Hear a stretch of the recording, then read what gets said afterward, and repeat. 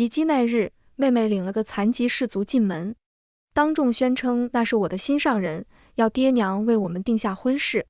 那士族狼狈不堪，甲胄上还沾着干涸的血迹，与这满堂锦绣格格不入。席间一片哗然，母亲悄悄拉住我的袖角，低语道：“阿若，你妹妹身子弱，经不起刺激，你且先应下，日后爹娘定为你周旋。”我撇开了母亲的手，冷冷道：“不必麻烦，我嫁就是了。”大家好，欢迎收看皮皮听书。今日是我的及笄宴，宾客众多。江若芷将人领进门时，并且宣告那是我心上人时，席间的沉默只是维持了一瞬，随即爆发出压抑不住的嗡嗡议论。我甚至能清晰地听见身后某位夫人倒抽冷气的声音。江若芷就站在正中央，微微扬着下巴，脸上是少女娇憨的绯红，可那双与我相似的杏眼里是几乎要溢出来的，毫不掩饰的得意。她成功了，在我一生中最重要的日子里，送了我一份大礼，一个不知从哪冒出来的心上人，还是个连面容也看不清的残疾小卒，这分明就是在当众羞辱我。可母亲的选择是扯动我的衣角，她凑近了我，用只有我们两人能听清的气音急急道：“阿薇，你妹妹，你晓得她身子弱，经不起刺激，今日宾客又多，闹开了大家脸上都不好看。你且先应下，全了这场面，日后爹娘定为你周旋，绝不会真委屈了你。”又是这样，说着不会让我委屈，可只要江若芷哭了，闹了不舒服了，最后退让的只会是我，因为她是体弱的那个，是需要被宠爱的那个，而我身为长姐，又是健康的女儿，需要懂得谦让。在见到自己的及笄宴如此盛大，再不是随意应付时，我竟天真的以为这是他们对我的补偿，他们还是爱的。我慢慢将自己的袖子从母亲手中一寸一寸抽了出来。江若薇，阿芷还在等着你回应，不要让她失望。见我久久不回答，一旁的竹马沈琦也忍不住了，皱着眉催促我回话。不只是父母，就连一同与我长大的竹马也一样，只要不让江若芷伤心难过，我怎么样都无所谓。见我眼神直勾勾地盯着他，沈琦想到了什么，面色有些缓和。若薇，我知晓这些年的陪伴让你误会了我的心意，见到我与阿芷亲密无间，你心中难免极度难受，可阿芷终究是你的妹妹，我也当你是妹妹。我抬眸看着他，冷淡道：“闭嘴吧，沈琦，你的脸皮也确实够厚的。那些关心和怀抱若是哥哥对妹妹的，那可太侮辱哥哥这个称呼了。”见着沈琦面色骤变，我舒了一口气，然后我转向了那个被所有人用目光凌迟的残疾士族。他的头微微低着，下颌线绷得很紧，握着拐杖的手指节因为用力而泛出青白色，却不曾后退半步。他在努力维持自己的骄傲，他的脸被血污覆盖，看不清面容，眼神却透出坚毅，是个好心性的。我抬起眼，目光平静地掠过脸色发白的父母，掠过那些或同情或幸灾乐祸的宾客，最后在众目睽睽之下，我朝他走了过去。满堂的议论不知何时又低了下去，所有人都屏息看着我要如何收场。是哭闹，是拒绝，还是……我停在他面前，距离很近，能闻到他甲胄上传来的淡淡血腥气与尘土气息混合的味道。然后我伸出了手，不是大家预想中的任何激烈反应，我只是轻轻握住了他垂在身侧那只紧握成拳、青筋暴起的手。他的手很粗糙，布满厚茧，在被我触碰的瞬间，机不可察地颤抖了一下。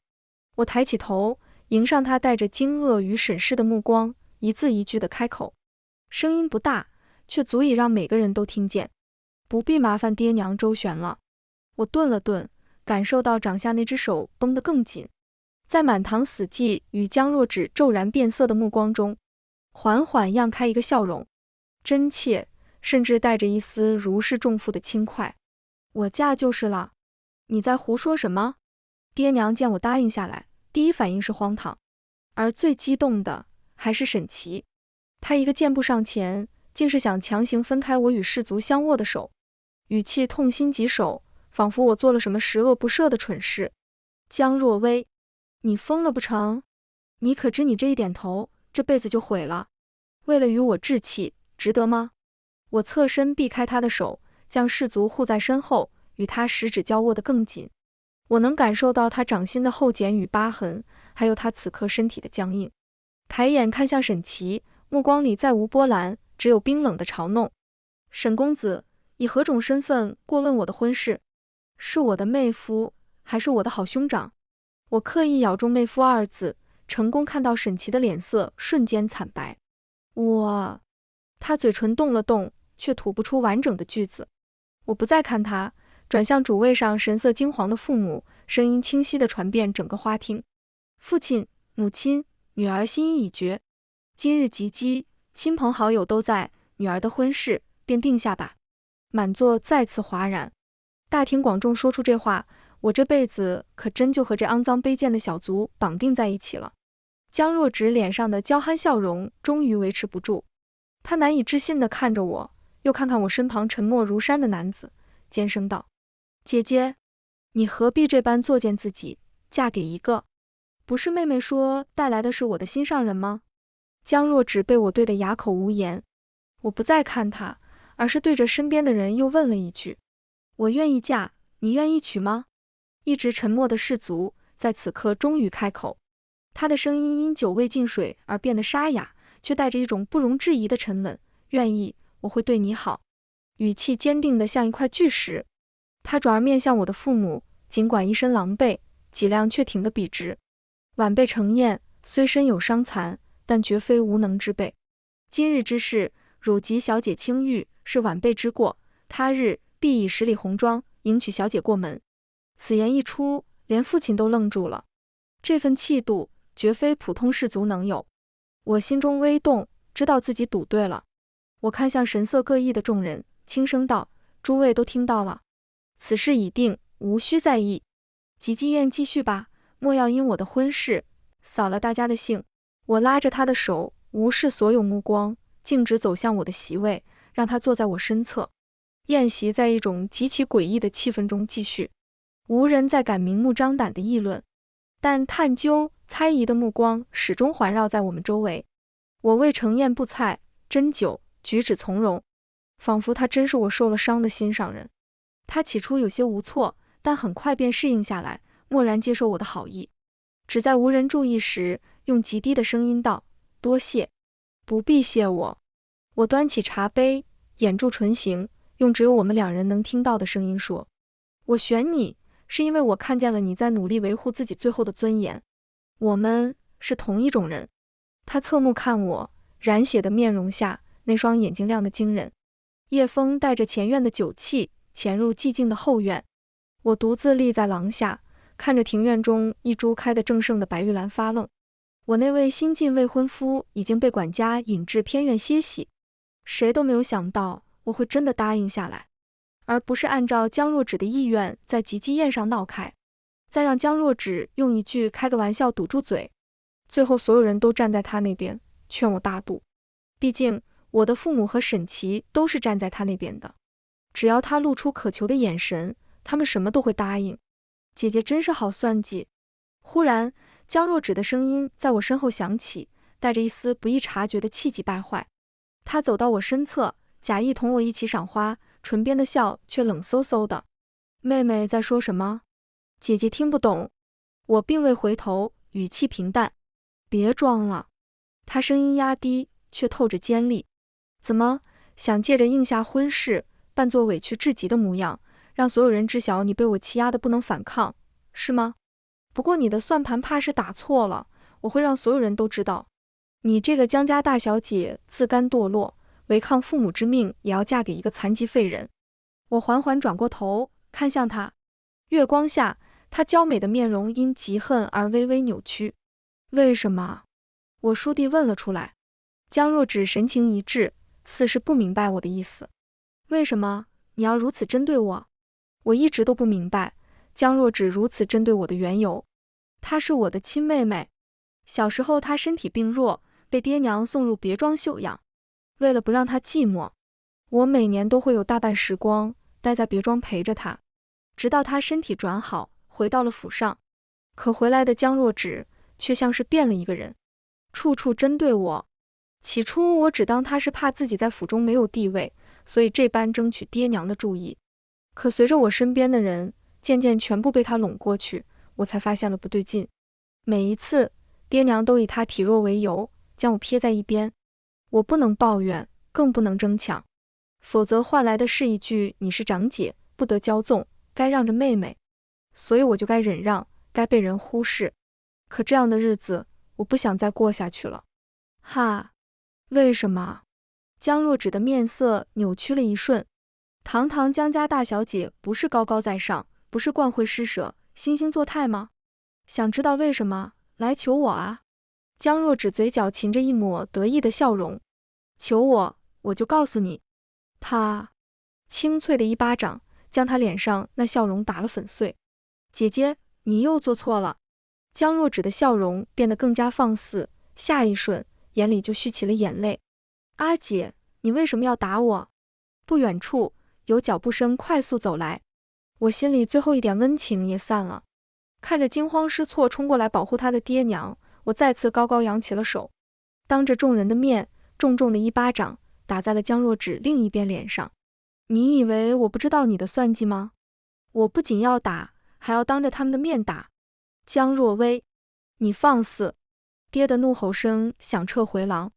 在沈琦的带领下，他们终于匆匆赶来，看到的正是我扬起手打江若芷的画面。沈琦一个箭步上前，将渲然欲泣的江若芷紧紧护在身后，看向我的目光里满是失望与痛心。若薇，你何时变得如此不可理喻？爹娘亦然，统统站在江若芷一旁，指责我。看着眼前这熟悉的一幕，我心中冷笑，收回手，姿态优雅地整理了一下袖口。父亲、母亲，女儿只是在教导妹妹，语气平静的没有一丝波澜。教导？有你这样教导妹妹的吗？阿芷体弱，经得起你这般欺负吗？娘被我轻描淡写的话激得气急，话语里全是责备。自然有。我抬眼，目光如冰冷的箭矢，逐一扫过他们每一个人。妹妹不顾家族颜面，在我及笄宴上当着满京城贵宾的面，诬陷我与来路不明的男子有私，毁我清誉。我身为长姐，不该教导她何为家族体统，何为礼仪规矩吗？若任由她胡作非为，他日我江家女儿的名声还要不要了？我句句在理，掷地有声，堵得爹娘脸色铁青，一时语塞。我只是开个玩笑。江若芷抽噎着，声音柔弱，试图故技重施。玩笑？我轻笑一声。那明日我便去寻个请儿，当着所有人的面说她是妹妹的心上人，祝你们成就姻缘，可好？届时还望妹妹也能觉得这是个玩笑，莫要羞愤投井才是。我撇着眼，似笑非笑地看了一眼江若芷，毕竟妹妹身子弱，可经不起这样的玩笑。江若芷的眼睛更红了，眼泪也随之而出。又来了，够了！爹厉声打断我们，他深吸一口气，试图以一家之主的威严挽回局面。此事就此作罢。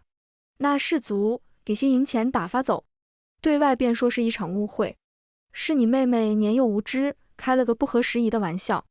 又是这样，轻描淡写的牺牲我，不痛不痒的教训江若芷。作罢！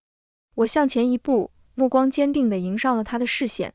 我已在及笄宴上当着满座宾客的面应下了这门婚事，爹娘都是同意的，如何能作罢？女方无故悔婚，轻则杖60，重则洗1年半。这是大周律明明白白写着的，莫非父亲要带头忤逆律法，让江家成为全京城的笑柄吗？我将笑柄2字原封不动地还给他们，彻底堵死了他们所有退路。爹指着我，气得手抖在抖，但他担不起这个罪名，只能将这口气咽下去。最终，对于我的处罚是不准踏出府门半步，变相软禁。而我的婚事，他们也未曾提及。我知晓，按照他们的想法，这桩婚事绝对不能成。说罢，他就带着娘和渲然欲泣的江若芷离去。沈琦望着我，眼神复杂，最终同样还是追着江若芷而去。廊下瞬间空无一人，而我露出了一抹如释重负的笑容。不用忍让的日子真好。偏院名副其实的偏僻破败，但我却觉得这里的空气比主院更自由。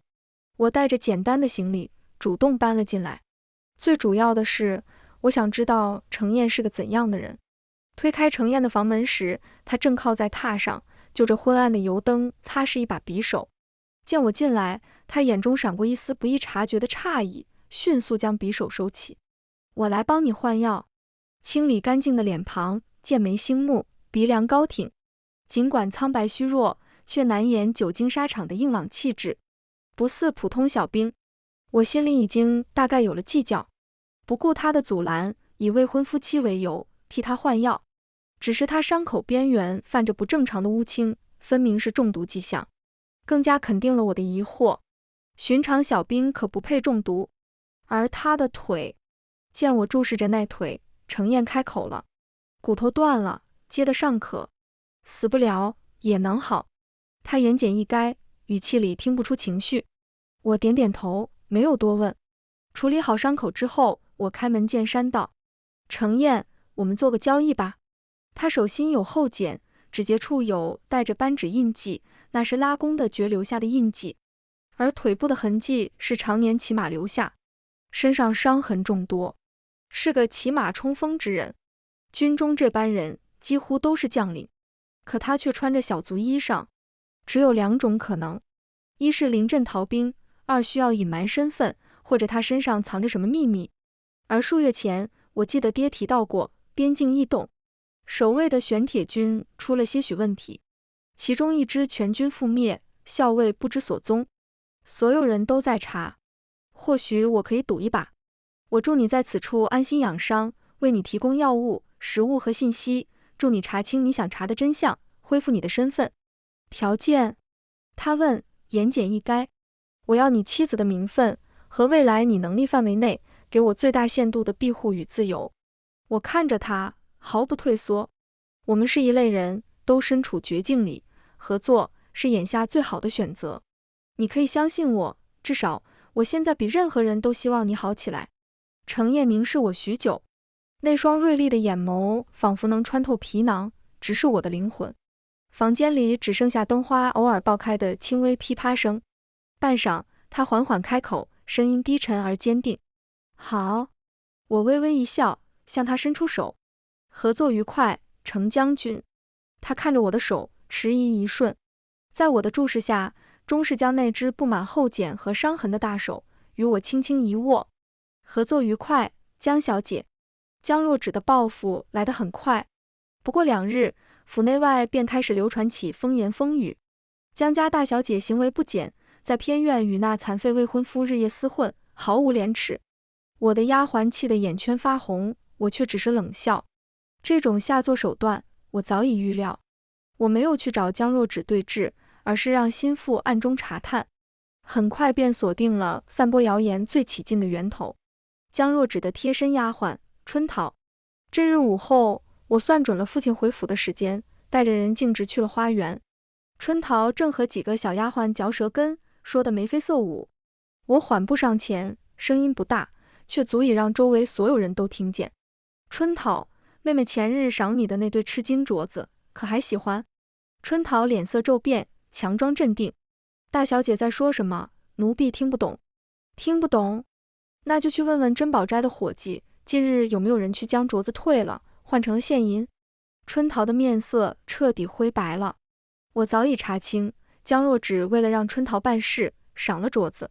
但春桃是个贪的，将镯子换成了银子。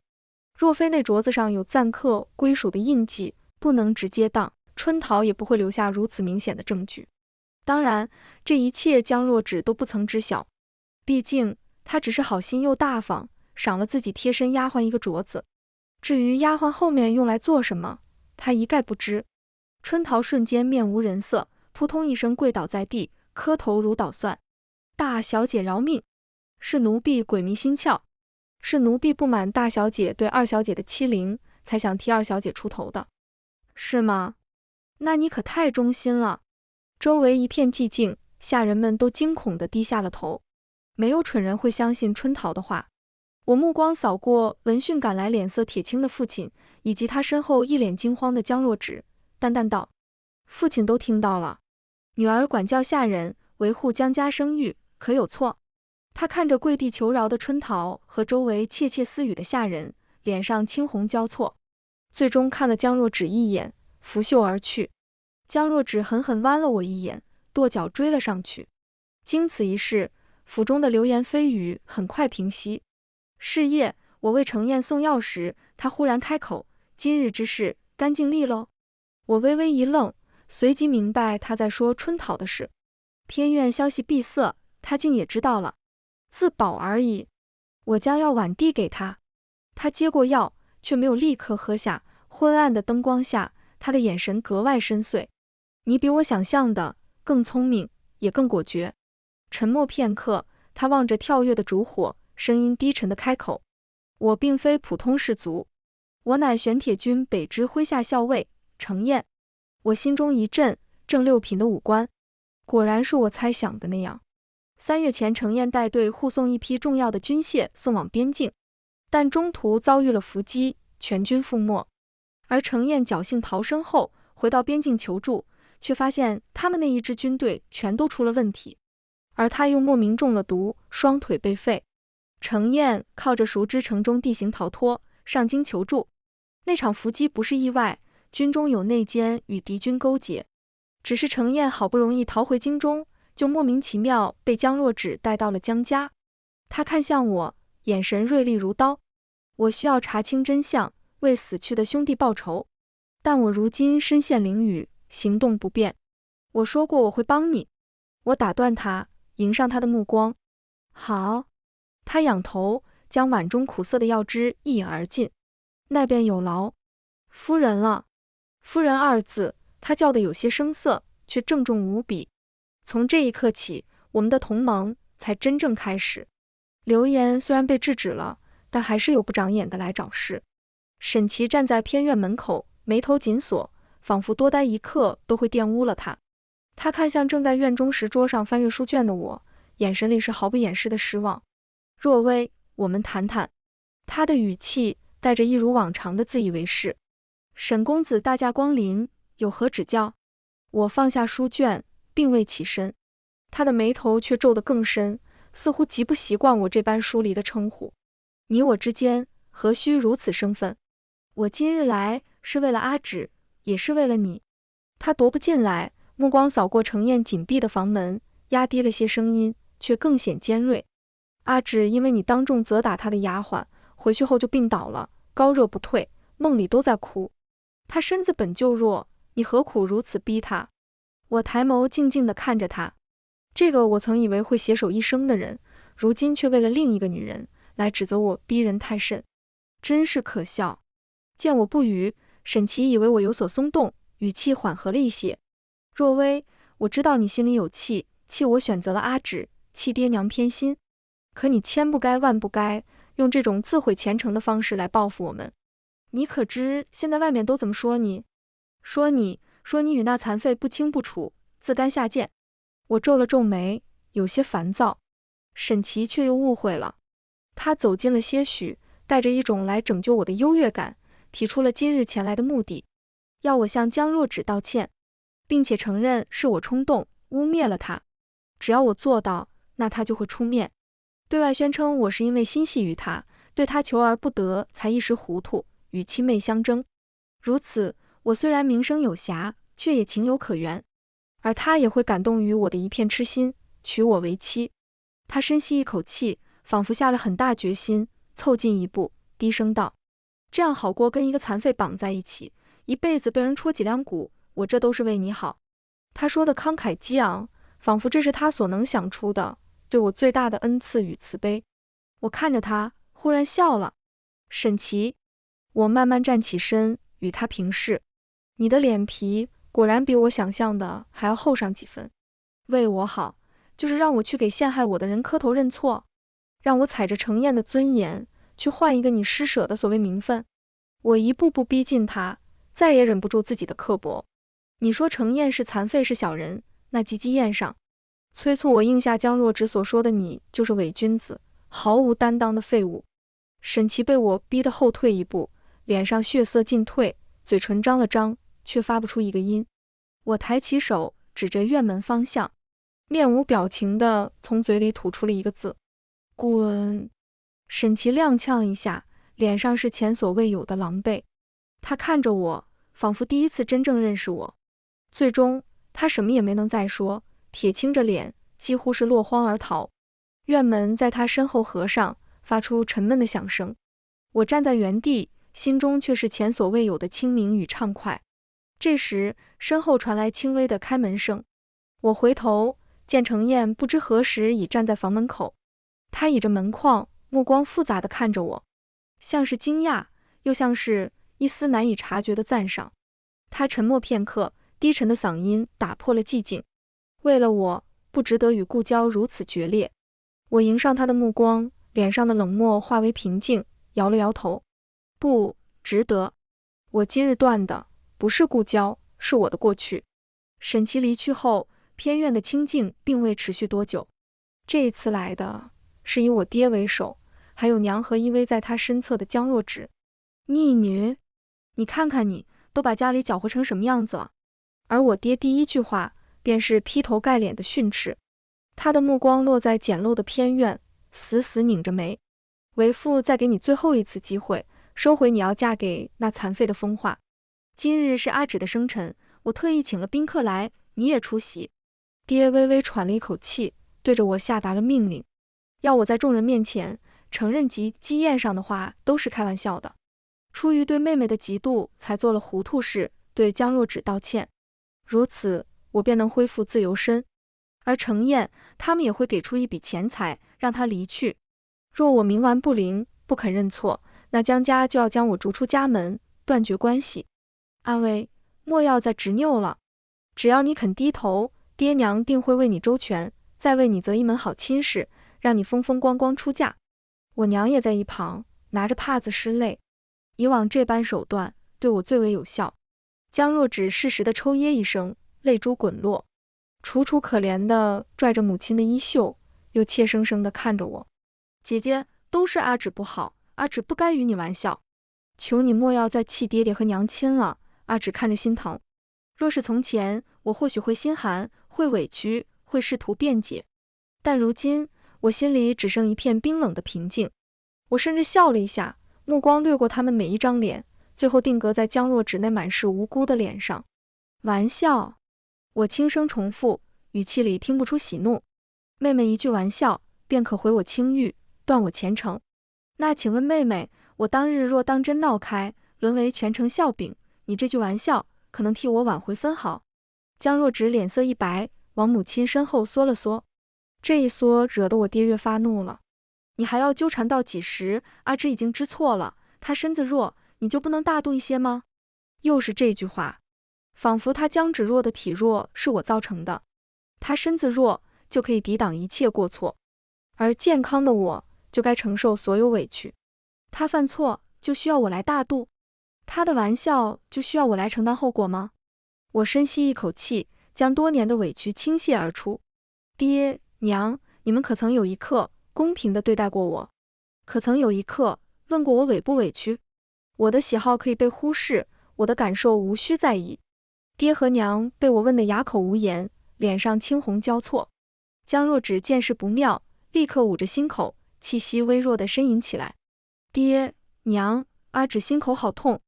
这一下仿佛按下了某个开关，爹的脸上最后一丝耐心耗尽，他指着我的鼻子，厉声呵斥：够了，像什么样子，还不快点跟我们走？你若再不认错，收回那些混账话，我便将你逐出家门，从此断绝关系，你就不再是我江红的女儿。是生是死，荣辱富贵，皆与我江家无关。最终我跟着他们去了宴席，看着爹娘在众人面前如何宠爱江若芷，三人自成一家，亲密无间。宴席尾声，爹清了清嗓子，告诉了众人今日有件关于我的事要宣布。我站起身，对着众人行了一个标准的礼，姿态优雅，神情平静无波。在众目睽睽之下，我开口了：我江若薇，此生非程燕不嫁。江家终究没有将我逐出家门，并非出于亲情不舍，而是我爹丢不起这个人。嫡长女在及笄宴上自定终身，若转眼又被家族抛弃，他将侍郎治家无方、刻薄寡恩的名声就算坐实了。同僚们意味深长的目光和欲言又止的探问，已让他如坐针毡。他独自一人再次来到偏院，脸色比上次更加阴沉疲惫。你到底想怎样？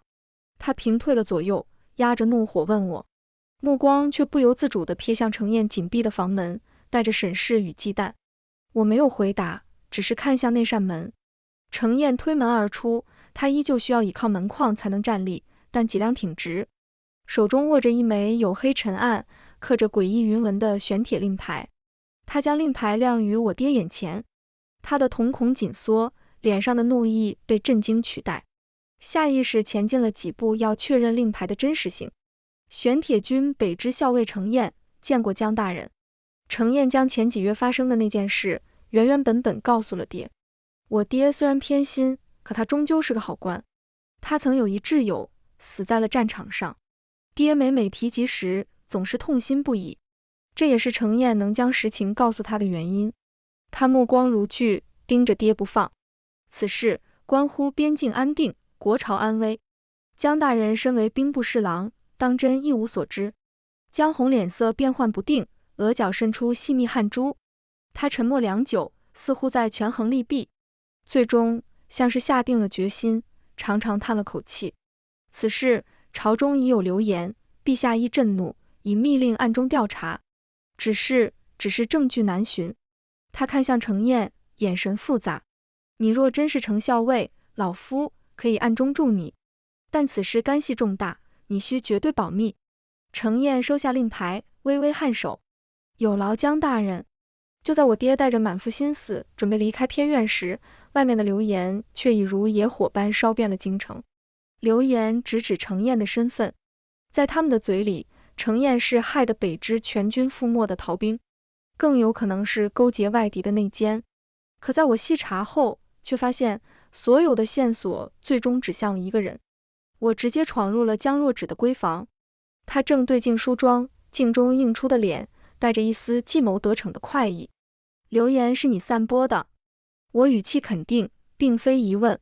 江若芷的脸上再无平日的娇弱，只有赤裸裸的怨恨与得意。是又如何？姐姐，我这是在帮你认清他的真面目啊！一个逃兵，一个害死那么多将士的罪人，你还要执迷不悟吗？你为何要如此赶尽杀绝？我看着他，眉间拧得更紧，仅仅因为嫉妒。嫉妒！江若芷像是听到了天大的笑话，猛地站起身，声音尖利。我凭什么嫉妒你？一个鸠占鹊巢的野种！就在这时，房门被猛地推开，是听闻流言后匆忙赶回的爹，还有面色煞白的娘。他们恰好听清了这句话。你在胡说什么？爹厉声喝道，搀扶了一把有些腿软的娘。江若芷看着惊惶失措的父母，积压已久的怨恨终于彻底爆发出来。他指着我的鼻子，状若疯癫，对着江父江母嘶吼道：我胡说？你们还要瞒我到几时？她根本就不是江家的女儿，不是我的亲姐姐，一个不知道从哪里抱回来的野种，凭什么占据江家嫡长女的身份？她歇斯底里的哭喊声在房间里回荡，房间里死一般的寂静。江若芷那句野种如同惊雷，炸得江红与沈氏魂飞魄散。你为何会知道？爹的声音干涩的像砂纸摩擦。谁告诉你的？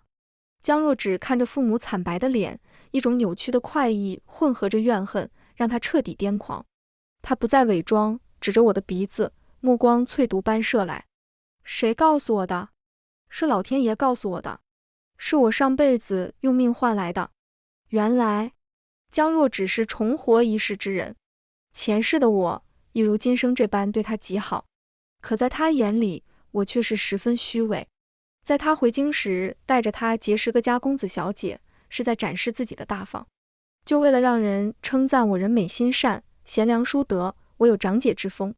后来我用踩着他得来的好名声，嫁给了三皇子做皇子妃，最终母仪天下。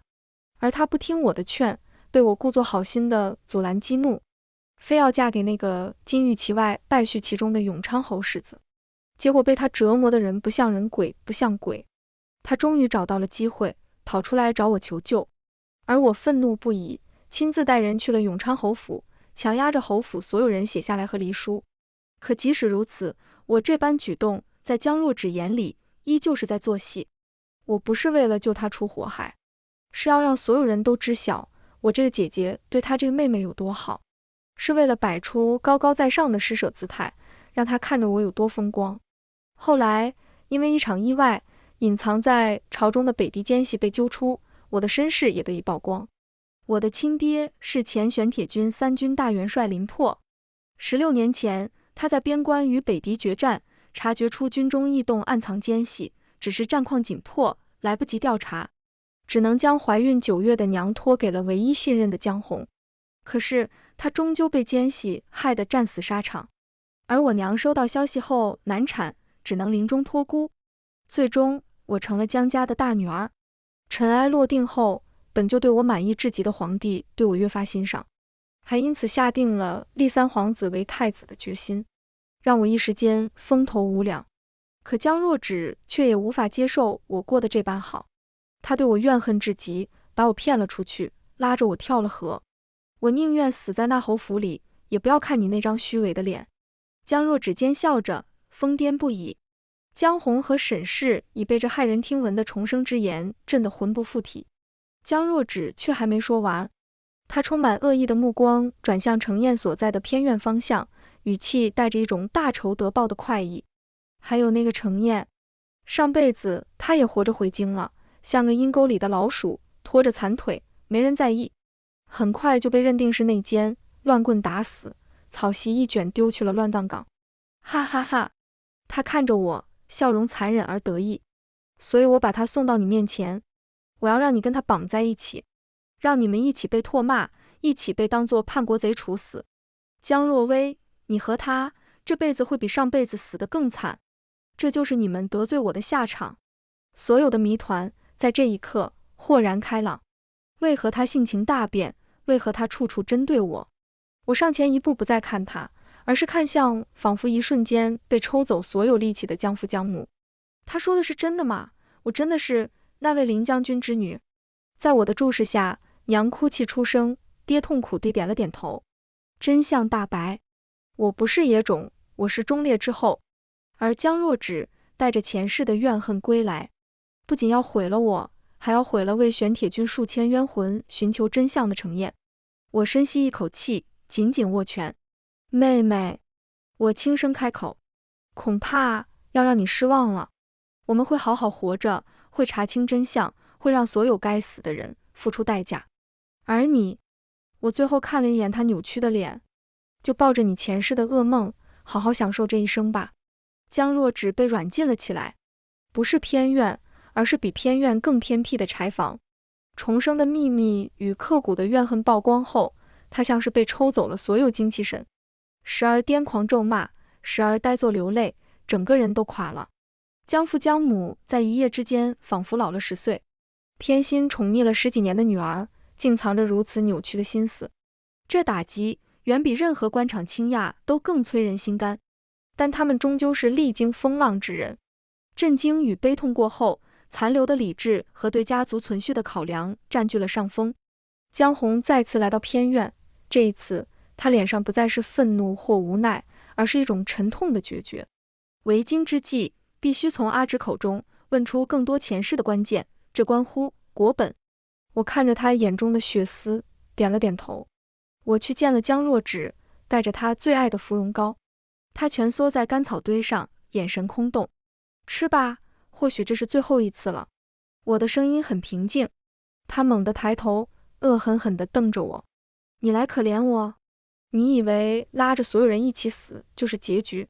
我逼近一步，声音压低，却带着不容置疑的力量。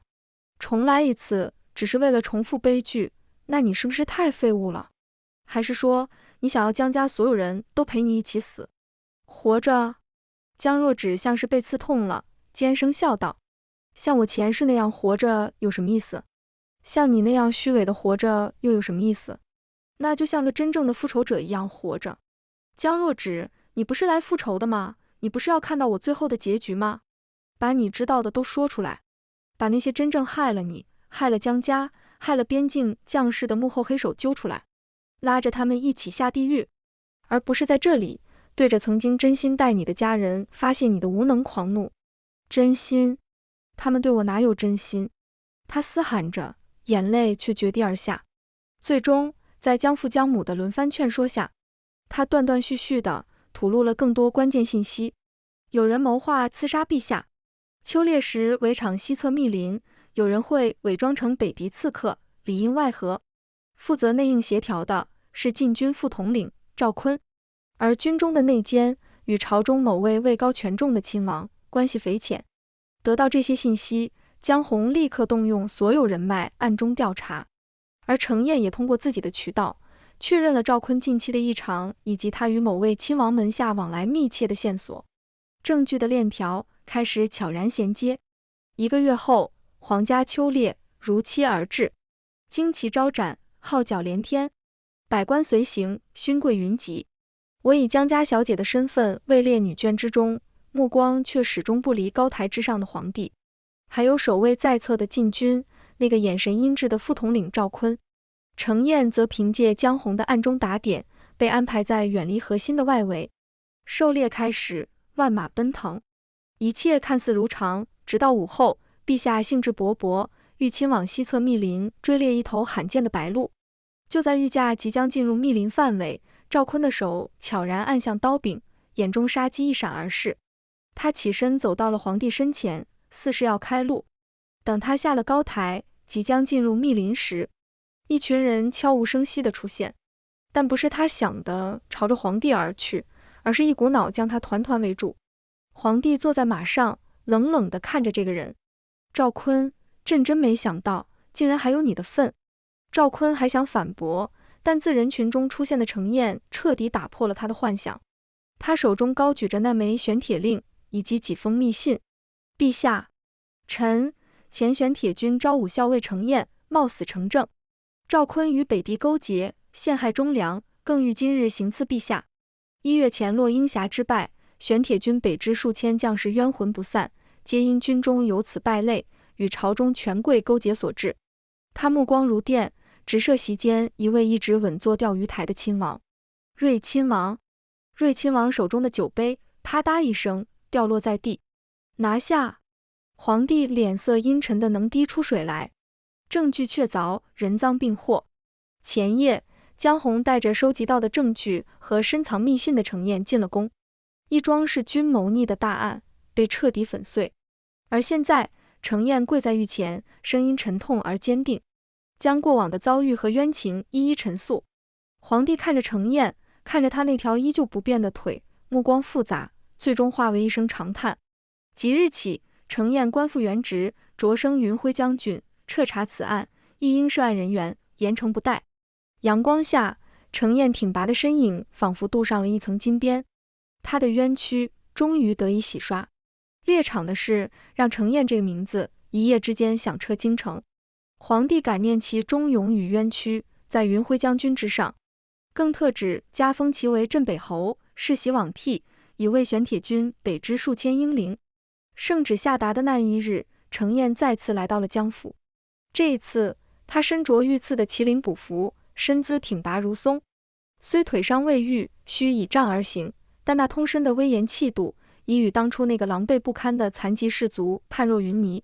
他没有去看那些神色复杂的江家人，目光径直落在我的身上。深邃的眼眸里是毫不掩饰的郑重与温柔。昔日程燕落难，蒙贵府收留，更得若薇小姐倾心相待，于程燕有救命之恩，知遇之情。今日程燕特来兑现当日及笄宴上之诺言。他微微侧身，身后侯府亲兵台上的聘礼如流水般涌入府中，明珠、翡翠、绸缎，琳琅满目，几乎晃花了所有人的眼。其规制远超寻常侯爵，真真当得起十里红妆的盛况。程燕以镇北侯之名求娶江若薇小姐为妻，此生唯她一人，永不相负。满堂寂静，江红与沈氏看着眼前气势逼人的程燕，再想起当初他们是如何嫌弃逼迫我的场景，脸上火辣辣的，羞愧和悔恨交织在一起，最终只化为一声复杂的叹息。好，镇北侯府张灯结彩，宾客迎门，文武百官皆来道贺。我穿着绣工繁复的凤冠霞帔，由宫中派出的女官搀扶着，踏上铺满红毯的道路。人群中，我看到了沈琦，他站在角落，穿着半新不旧的长衫，形容憔悴，再无往日翩翩公子的风采。他痴痴地望着我，眼神里是浓得化不开的悔恨与痛苦。我们的目光在空中短暂相接，他的嘴唇动了动，似乎想说什么，我却以平静地移开了视线。没有必要了。婚后，我并未与江家彻底断绝往来。养育之恩是真，10几年的相处亦有温情时刻。我保留了江姓，逢年过节会命人送去节礼，偶尔也会回府探望，但那份亲昵无间的如沐之情，终究是回不去了。至于江若芷，或许是过不去心里那关，他自行去了家庙待着，偶尔会见江父江母，但不再见我。听他们说，江若芷的精神不是很好，时而陷入疯魔，时而正常。最终，江家只能派人看守着他，了此残生。至此，恩怨已了，前尘随风而散。全文完，皮皮听书，感谢您的观看，每天上新精彩小说，喜欢就订阅吧。